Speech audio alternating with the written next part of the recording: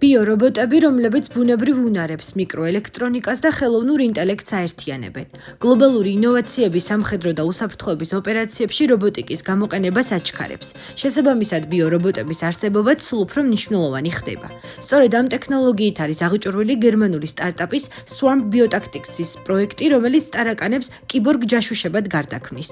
ეს მწერები ატარებენ კამერებს, სენსორებს და რადარის მოწყობილობებს, რაც მათ საშუალებას აძლევს უსაფრთხოდ შეაგროვონ ინფორმაცია რთულად მისადგომი გარემოდან, ადგილებიდან, სადაც ჩვეულებრივი რობოტები ან ადამიანები ვერ მუშაობენ.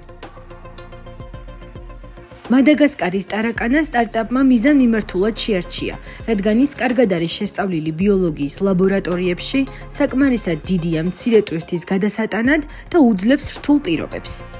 უფრო ზუსტად კი თითოეულ ტარაკანას შეუძლია ატაროს დაახლოებით 15 გრამი ტექნიკა.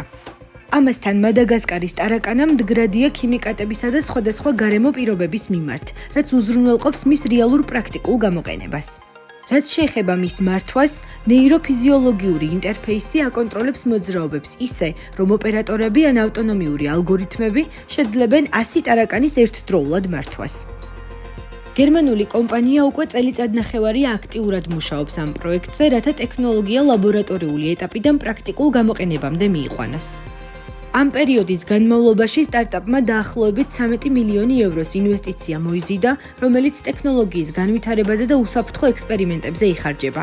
ინვესტორები კი როგორც ევროპიდან, ასევე ამერიკის შეერთებული შტატებიდან და ავსტრალიიდან არიან. ეს პროექტი მხოლოდ იდეა აღარ არის. სტარტაპი უკვე მუშაობს ტექნოლოგიის რეალურ გამოყენებაზე.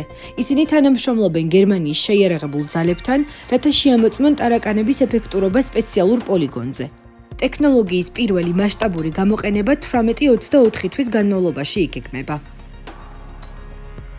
უნდა ითქვას ისიც, რომ ტარაკანები ამ პროექტის მხოლოდ ერთი მაგალითია.